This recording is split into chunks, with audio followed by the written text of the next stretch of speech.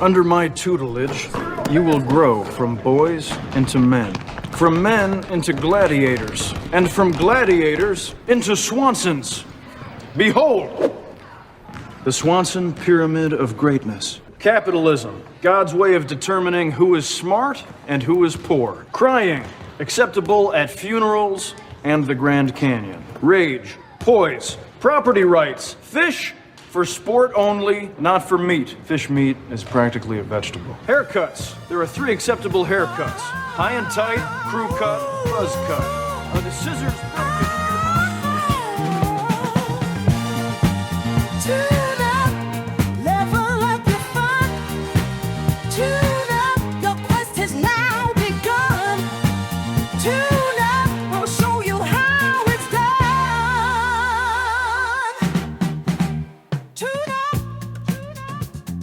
Oh boy, are we excited for what's coming up today, friends. Class is in session. Today, we are interviewing a friend of our show, Tad Leckman. He is a learning professional whose career includes stints at amazing places like Industrial Light and Magic. These are the special effects house that George Lucas made for Star Wars. He's also worked at Activision-Blizzard and has done some fascinating stuff over there in their cinematics department. And in general, he's just been a lovely guy. So lovely, in fact, that the University of California, Santa Cruz has him teaching classes on game design. Friends, class is in session. Welcome, Tad. Thank you for having me. It's exciting to be here. Hey, Tad, question. Do you have a pyramid? Does Tad have his own pyramid of greatness? I don't. By the way, I appreciate being led in by Ron Swanson. That's a huge honor, which I hope to be able to live up to. We believe in you. I think I do have some cones of Dunshire somewhere here if I don't have a pyramid. When talking about game design, how can you leave out the cones of Dunshire? It's a clip I always play for my students. I think it's great. I actually just watched that yesterday. So the look of just sudden nerd confidence on his face when Ben Wyatt discovers, oh yes, I have won this game. Definitely a topic adjacent to tabletop role-playing games for sure. Of course. Yes. Tad, we are so delighted to have you here. And I got to say, when I was looking at your resume, you and I have connected before. I was looking at all the things we could possibly touch on in our conversation. It felt like such a grab bag of really cool stuff because you've interacted with folks sort of deep in the kind of the nerd realms of places like game companies and special effects houses. At the same time, you're also like a GM. You're somebody who runs games and teaches game design. But I wanted to start here. You are somebody who, in these different roles, has led teams of creatives. And I wanted to ask you, first of all, do you see any overlap between leading creatives in those places and then leading a creative group of players in a game? So that could be a subject for its own whole episode or series of episodes, because the answer is yes. And I would not be the first person to note those similarities. Mm-hmm. And I think the adjacent topic is being a game master and how that relates to being a manager of teams and a leader of teams. But as far as like specifically like creative teams, there really is an analog, a direct analog when sometimes we call ourselves lapsed gamers. Sometimes we call ourselves Rip Van Winkles, where okay. I played D&D and Gamma World and Top Secret in junior high and high school, and then stopped playing through college and for many, many years. Still was buying books, just not playing. And then when I was working at Riot Games, I got pulled back in by some folks on the narrative team there, some of the artists there. So my like re-entry into the hobby about a decade ago was at a table full of like not just like creatives, but like amazing creatives. Oh, that's fantastic. A bunch of folks from the TV animation realm, storyboard artists, directors, writers. They were bringing even another level of kind of like treating the way that we played the game like they would work kind of in a writer's room or in a story department. That must have been some incredible whiplash, not just coming back to the hobby after that kind of break and all of the systems have changed and everything's kind of updated in that way, but also playing with those kind of folks is very little, I expect, like playing with the guys you played with in grade school and high school. Yes and no, because they were nerds and are, I still game with them. They are nerds at the core, and everything is kind of informed by when we learned to play or tried to play D&D, as kids, with probably the worst version of the rules as far as being comprehensible to young people. So most of us, we realized we're kind of making things up. And the more people I talked to who started playing D&D in the earliest days, we all realized, like, we all made it up. Like, we enjoyed the artwork and we used some of the tables and some of the numbers, but basically we were just using it as the roughest framework for just playing pretend. Yeah, we were homebrewing, like, for sure. everything. We didn't know what that was, but we were doing it. You had to. There were so many gaps in the rules and questions that would come out that weren't in the books. Or they were in the books, but you couldn't find them because they weren't organized well. Yes. So that spirit, Ben, was very much in evidence, even though these were all like story creatives. And what we all came to realize was, again, not a novel observation, that a lot of folks who were in kind of leadership roles in the entertainment industry and create, like, we all started with D&D, like, as a common thread through all of us.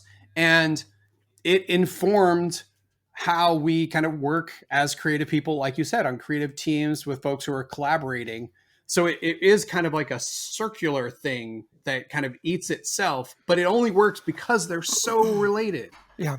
Right. So in one sense, you've got kind of a common language where you guys all have some of those expectations that were set early. In another sense, though, you're meeting new people, you're sitting down in a very different kind of context. So are creatives different in some sense? People that are doing writing and directing and those kinds of things from what the rest of us are doing in some ways? I don't think so, because it gets down to, like, finding out, both as a player, because I was a player in those early games before I had gotten back into being a GM, as a player and as a GM, like, how do each of these people like to play? What are they getting out of this? What are the things they like doing? What are the things they don't like? Who are the people who will happily take notes and map? Like, that's me. I am a compulsive note taker. So I was the person writing down all the NPC names and remembering things for everybody. Some people love to deal with inventory. Some people only like to do combat stuff and kind of check out for the rest of the game. So it's the same thing that happens at every table. You got to figure out, like, who's into what part of this game. And then the challenge for the GM, just like it is for like a creative director and art director, is how do I use all those folks together, use those different talents and different ways of approaching a problem to kind of work together to make something that none of us could have made kind of on our own. Tad, you've shared some of your syllabus on game design, and I want to talk a little bit about some of the things we kind of saw in there. Tell us a little bit about tutorial play and those intro modules you get. How do you make them kind of compelling, fun, and how do you integrate those into, let's say you had an overall campaign you want to run. How do you seamlessly kind of integrate that into a game? Yeah, first of all, I still can't believe anyone pays me to teach tabletop role-playing game classes. That's insane. Like, I want that job. It is, correct. That's living the dream. I'm very lucky to be able to do that. But once that, you realize, like, oh, I get to actually do this. It's like, oh, wait, how do I do this? Like, what? So I think directly to your question mark, though, part of that class, I would usually sometimes have upwards of like 40 students in that class. Yeah. And the first thing I would do is put out a survey, like, what's your experience with tabletop role-playing games? And it would be all over the map. So I've been homebrew GMing my own world campaign since I was in third grade to, like, I have never played anything before. So there was usually a pretty decent chunk of the class who had never played tabletop role-playing games at all.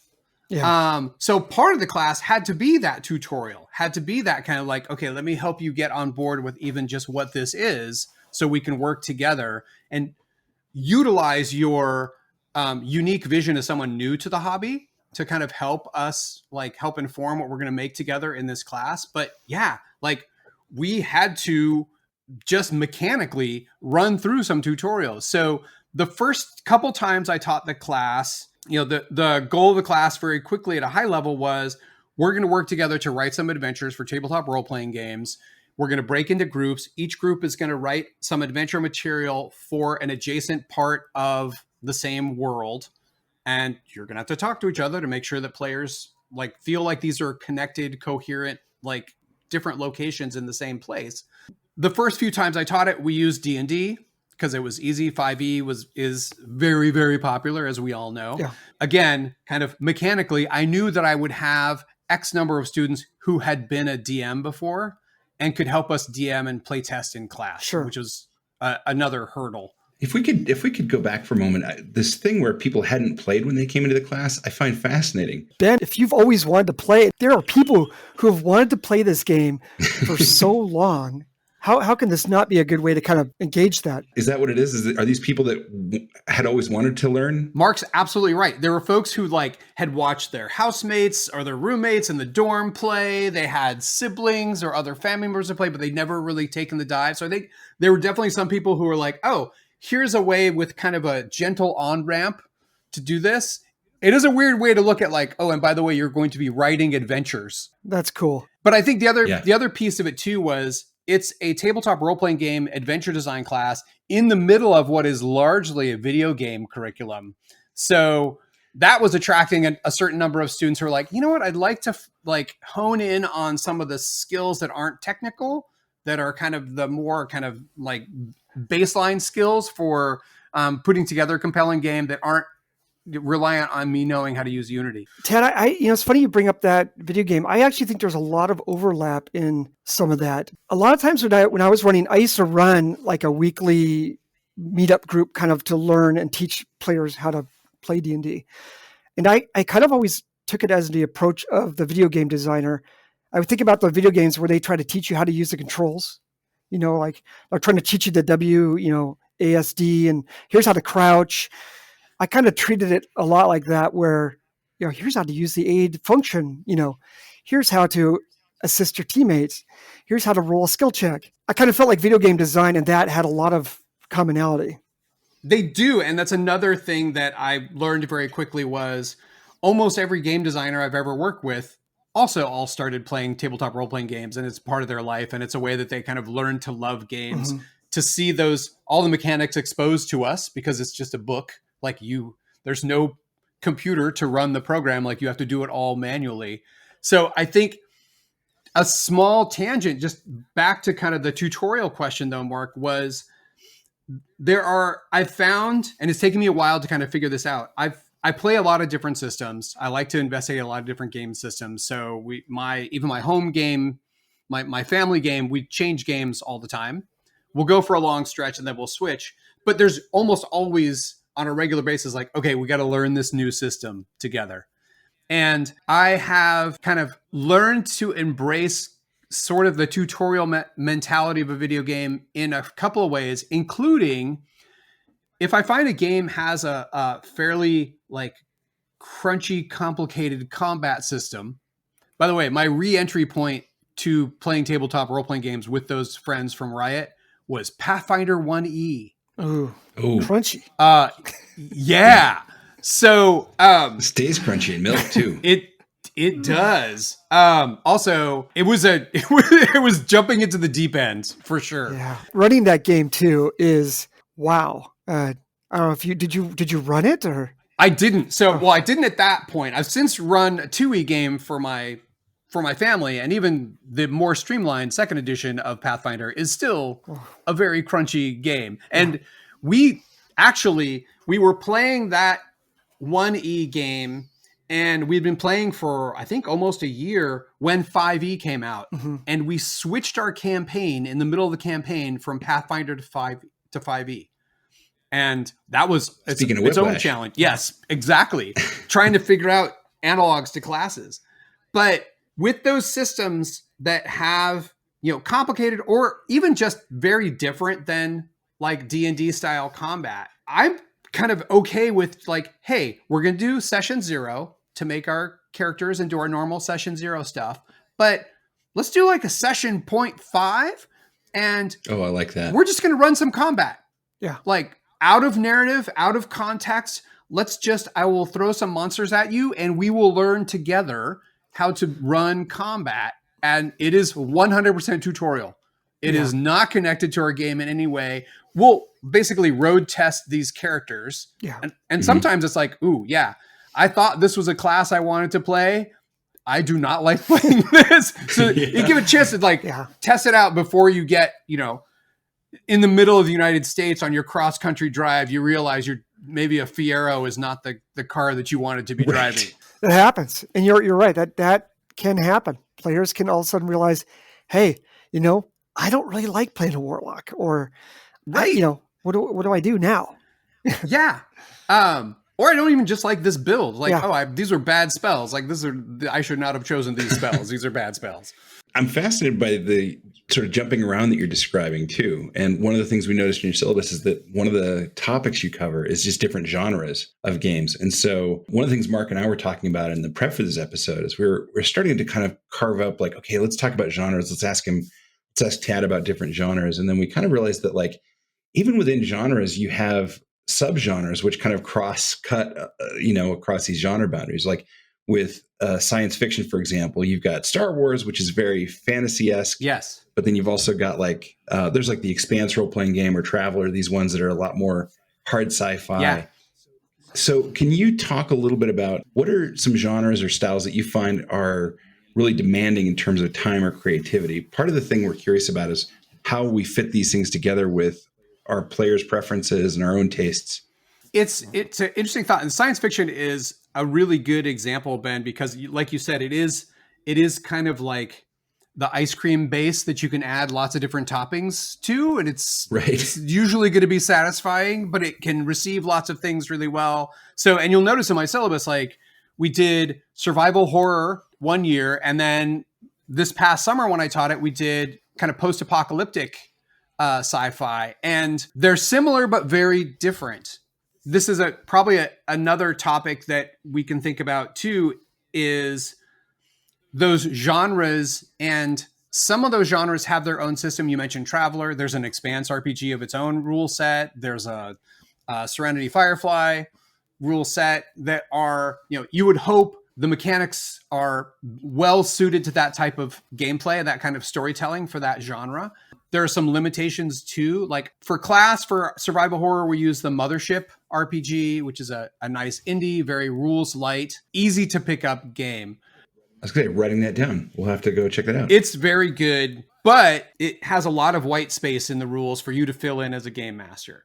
After that, I started playing the Alien RPG, which is same genre.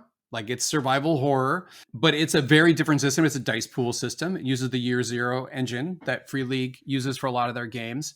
But survival horror is really hard to sustain for a really long campaign. It is much better suited to like a 1 or 2 session where you don't really expect that the characters are really going to survive. Or if they do, they're going to be horribly broken. It's different than the kind of heroic fantasy that we're used to from D&D in particular. Yeah, the thrill's going to be shorter and maybe a little bit more visceral, but it's not meant to last, really. It's supposed to be a good, fun, thrilling game. Another kind of bolt-on genre is mystery, like solving mysteries. And that's another one where I was like, oh yeah, my family played Vaesen, which is another Free League game it's definitely fantasy. It is definitely kind of specifically Scandinavian 18th century fantasy, but it's mystery based. But the system isn't necessarily like designed for solving mysteries. And I found it really hard. Like of all the genres that I might GM, or even like, I think it'd be easier as a player. Like mystery is really hard. There were so many things for me to keep track of as the GM. Like, wait, did they get that clue? Okay, there's another way they can get that clue. That's funny, Ted, because when Ben and I were kind of talking about it, mystery was the one I said is you have to have a real good map of what happened, and that's got to be incredibly solid because the entire game is built around that. And if like for me, that's not a strength I have, is writing that solid structure. That scaffolding is, in my building, that scaffolding is not very good. Even beyond that, like you need to have that scaffolding. You need to know all the details of what happened. It also means that those are games that have to be a little bit more prescriptive and a little bit more structure and don't have as much wiggle room for as much kind of deviation from the central story. So they're a little more constricted as well. If you're playing Clue, you got to stay in the house. Yeah, they're all bottle episodes. Essentially, a mystery is. There are a few systems that I think that I haven't investigated, but I think do it well. Gumshoe is a system that was specifically built for mysteries. Okay. And there's a teenage version called Bubble Gumshoe, which I love. What makes them well suited for that? Is it maybe a skill system, or what is it about it that? Again, having not played a Gumshoe system yet, but the basic premise is that you have a vague idea of what the mystery is and what all the clues are, but you really do let it emerge through gameplay as well. So it does actually give more like space for that. The other one that's similar is Brindlewood Bay, which is kind of a Murder, She Wrote RPG about little old ladies solving mysteries in New England. Oh my gosh. Oh, That's by the way, amazing. there might be some eldritch horror happening in town because we are in New England. Here's the thing, though. We all know in Murder, She Wrote that she was actually the murderer. And she just travels around pinning the blames for her crimes on hapless people. That's her skill. Her skill is framing people. That's right. But it leans into, I think there's, a system like Monster of the Week as well, leans into that like encapsulated, non-serialized storytelling that's like, this week we're fighting this monster on Buffy the Vampire Slayer. And yes, there may be some threads running through that go through all the seasons, but this episode is about this. This episode is about this. So they're not trying to make that genre into something that it's not and leaning into it, even just structurally for gameplay. Yeah. I think mystery and horror are probably the two that are the kind of most constrained just by the kind of conventions of those genres. Maybe I haven't really run mystery games, but particularly with horror, the players want to be there. So that constrainment does not feel awkward at all. Yes. Because if they're buying into a horror game, they want to be there. And I think that's even doubly so of like, if you sign up to play an Alien role-playing game, like, what you're in for. It's another problem though, because pretty much everybody understands the central mystery of the Alien game, which is like, oh, you see a leathery object that opens up at the top like a flower. Like, the players have so much more knowledge than the characters do. And it's a real test of like, why don't you go take a look, Mark? Managing the knowledge base difference, the delta between you and your character. Yeah. But I think that's true for all, like, we can go one step beyond genre, which is specific like IPs and specific already imagined worlds that you're dipping into, like The Expanse and Star Wars and Tolkien. And there are benefits to that because you've got a shorthand you can use with your players. And it's true of any genre, but especially once you get into licensed genres, like, okay, you can just say the word Shire and everybody has an image, presumably, of what comes to mind. So you can shortcut it, but it's also, they have some expectations that you have to make a decision. Am I going to roll with these expectations, or am I going to try and subvert these expectations somehow, which is... Do you accept that job at the Wayland Yutani Corporation? Do you...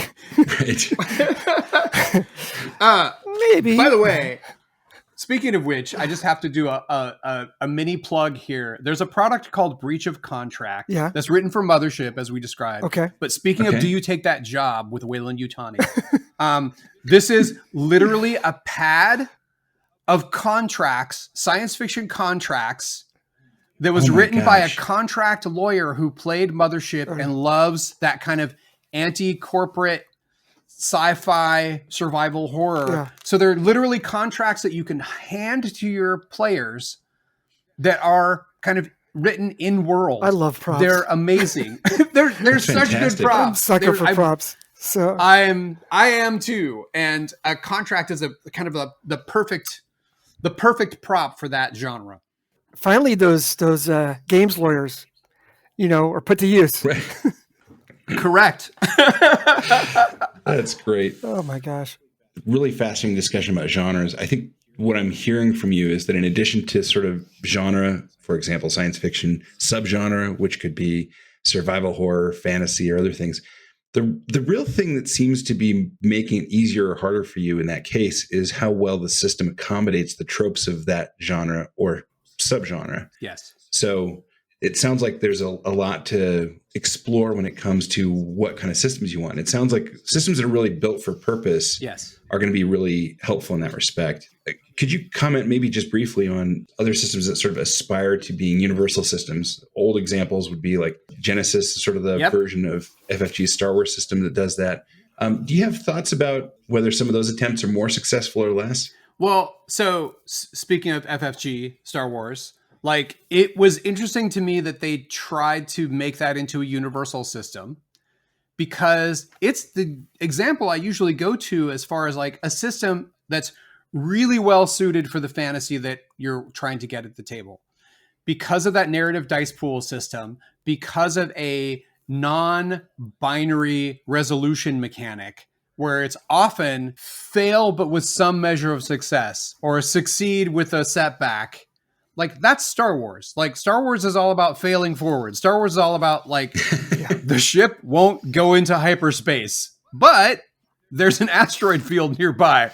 Let's do that. Yeah. So that system really is built for that. It's not like, oh, you hit him or you didn't hit him. And that was another game that I played with that same group from Riot. And my GM was great at on the fly being able to help us like interpret, like I tried to hit a stormtrooper, I miss a stormtrooper, but I shot the tarp over his head and it caught fire and fell on him. I was like, oh, that feels like a Star Wars thing to have happen. Right. 100%. I think in general, gradiated resolution systems are more satisfying for players and GMs who are ready to do that kind of improv, to kind of interpret and adjudicate on the fly. But I don't know if it would work with every genre, like that specific system. Yeah, I think there's different types of game systems appeal to a certain type of, maybe even style of play, you know. You can go right now on Drive-Thru RPG or troll through Kickstarter and find tons of like 5e variants doing sci-fi, 5e variants doing cyberpunk, 5e variants, like trying to basically make a system that everyone knows well, do something else. And I don't see the appeal of that. Maybe mixed success in those cases. Yeah. I will say one thing, like for those GMs out there, sometimes the genre, you know, the subgenre, what are we calling it? The style of play, fantasy versus, like you could have a sci-fi game, but if people like to play a fantasy game, and you could maybe find a middle ground for the people who want to play sci-fi and fantasy, well, Star Wars is a great middle ground. So within those genres, if people want to play a really crunchy, you know, politically driven science fiction epic, but some people want to play fantasy, hey, Game of Thrones kind of fits right in between there. So maybe find those subgenres within and styles of play. They can exist and they're out there. For sure. But I think also that you're pointing out something else, Mark, that's super important, which is making sure that you know what everyone's expecting, like what everyone wants out of this game. I think it's a heroic level move as a GM if you've got someone who wants sci-fi and someone who wants fantasy. If you can come up with something that satisfies everything, like that is amazing. But usually you're trying to get some folks who are mostly aligned on like, okay, we want to play sci-fi. Yeah. Do we want to play hard sci-fi? Do we want to, like, there's a spectrum. And one of the first things that we do in that class, when I announced to the students at the beginning of the quarter, like, hey, this year we're going to be doing teenage supernatural mystery solving in the 80s in Santa Cruz. Then the first thing we got to do is like, okay, let's work together to figure out what are the tropes? Like, what are the things that we need to see? Like, by the way, I don't know how many of you have seen Lost Boys, but we're going to start by watching Lost Boys. And I'll literally just ride the whiteboard in front of the class and we'll make lists of like, what are the things you would expect to see out of survival horror? What are the things we would see? And we'll literally make lists of like, let's make a list of every post-apocalyptic movie we can think of. And then we'll go through and we'll get all those and we're like, what do they have in common? What are some common threads? That then you can like start figuring out like, okay, is there a system that already exists to work on this? Is there a way we can adapt this? What are the things we like? Like what are, of those lists of tropes? Like we're all about Mad Max style automotive combat and traversing the wasteland. Great. That's one style of play. Or are we examining ruins, kind of Last of Us style? Like even like the subgenres have subgenres. Exactly. Right.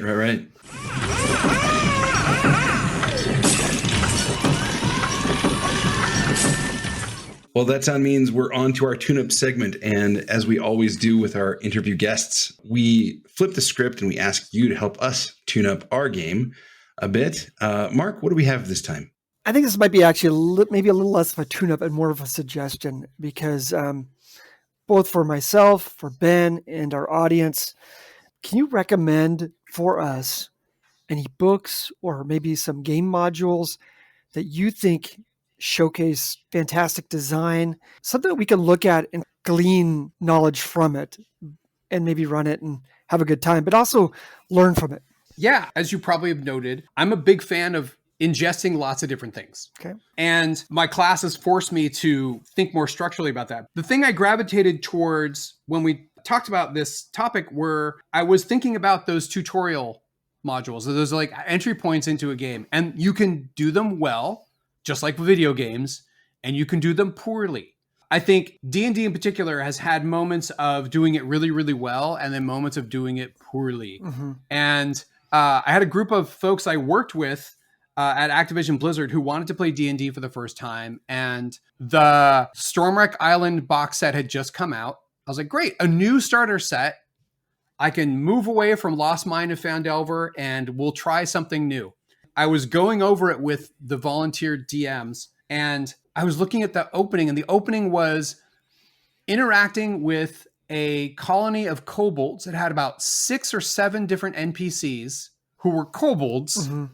It was all about like relationships up. There was like a tiniest little taste of combat, but then it went right into like super heavy role playing. I was like, oh, That's tough. this is hard. Like that's hard mode first time GMing. Were the players supposed to settle like disputes with the Kobold Trade Federation and Almost that level, almost Star Wars prequel level of, of negotiating. I can just imagine somebody get frustrated and bored and For going to sure. attack the kobolds now just because they're bored. Exactly. So I do keep going back to, and I still keep recommending for folks Lost Mine of Phandelver because that was the first starter set module that Wizards of the Coast made to introduce people to a new version of 5e. It is very well structured to start with a little bit of combat, have a little mini dungeon to explore, do a little rescue mission. It's not super easy, but it's not super hard. There's a nice town. So it's one I keep going back to. Yeah. You're rolling dice right out the gate, and which is always good. For sure. But there's also a few other ones that I like to recommend too. Let me see if I can make sure that I give it the right title. There's an adventure that I kickstarted a few years back called The Hidden Halls of Hazakor. And it was written by Scott Fitzgerald Gray, who had written a lot of adventures for D&D over the years. And his intent was, I want to make a module to teach young people how to play D&D. Oh, cool. But it's great for anybody who's learning, especially if you're learning how to be a DM. And because he is a game designer who's worked within, like, professionally on D&D, it's just structured incredibly well. It's got amazing hints throughout. It's got great, like, sidebars, like, hey, this is why this is in the module right here. This is what your players are learning to do by me putting this here. It's fantastic. So, and there are a few of those that are out there, but there's often they're not the one that's in the starter set for a certain game. So you kind of have to go and, I talked about Vaesen earlier. Vaesen is another game that is, I think it's about to launch a starter set, but it didn't launch with one. So it just was the core rule book with no starter adventure for a mystery game that was already challenging for most people to play. It was rough going. One thing that we haven't talked about is even just on the, just talking about like fantasy RPGs, is the kind of rules light versus very crunchy. We talked about it kind of in passing with like Pathfinder on one end of like super crunch, 5e a little bit further into the like easier to play. But there is a whole nother realm on the far end of that, which is some of the old school Renaissance, old school revival OSR games The best example I have lately is Shadow Dark, Okay. which kickstarted last year and made a lot of money.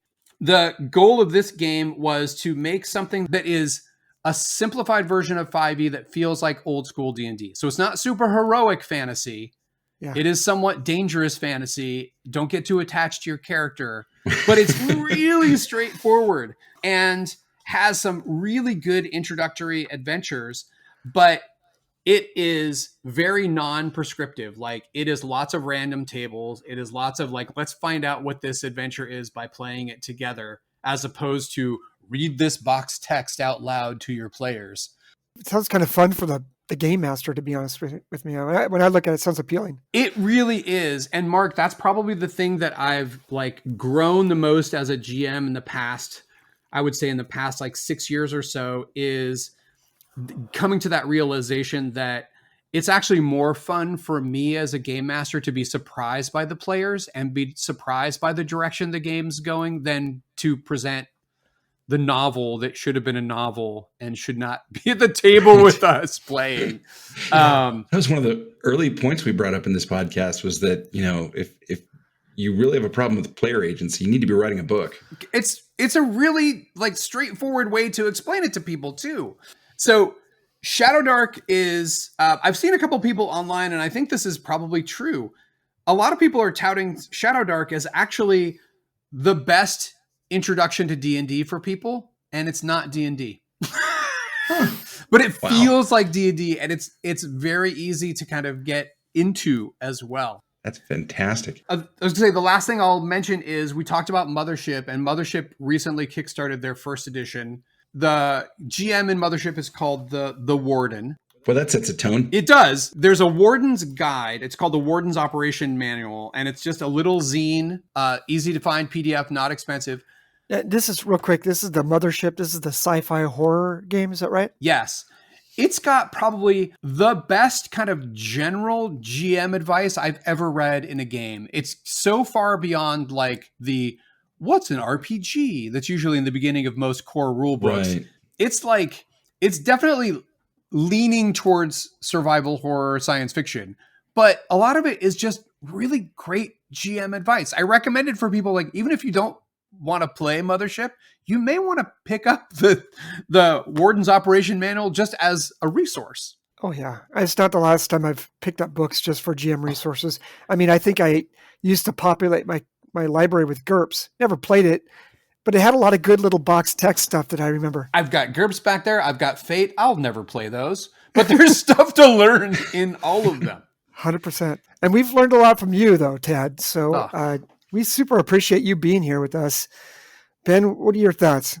My thoughts are that if he's willing, we definitely have to have this guy back I'd love sometime, because we're running at about 43 minutes of recording time right now. I don't know what the final edit's going to come out to be, but my goodness, I feel like we haven't even gotten halfway through. As you're ruminating on the things we've talked about, things that stick with you, I'll come back and we'll talk about in particular. I love that. Lovely. Tad, thank you so much. And for all of you out there, thanks for joining us for this episode. We will look forward to seeing you again next week. And until then, keep those dice rolling.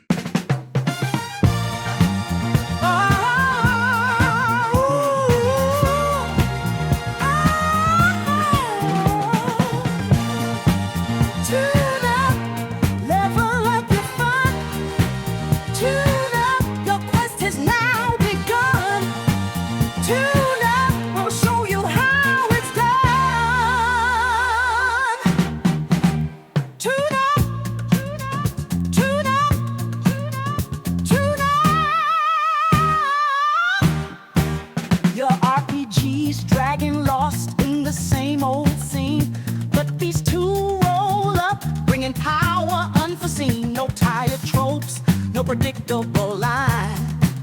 They craft realms with a depth that'll blow your mind. Legends in the game, call them sages of the board. When they're set in the scene, you'll never ignore. Roll the dice, spin the fate, watch it unfold. They're turning the mundane into stories of gold. One's a storyteller, words so rich and refined. Precise on the grind. together they're a force, a perfectly balanced scheme. Every session they run feels like a living dream.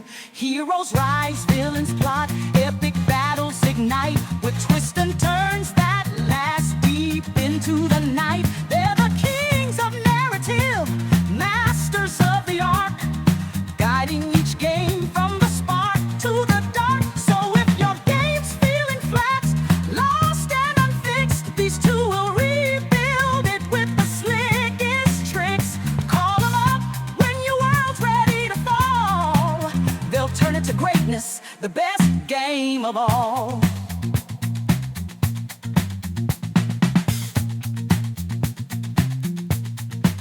Come get your tune up. It's time for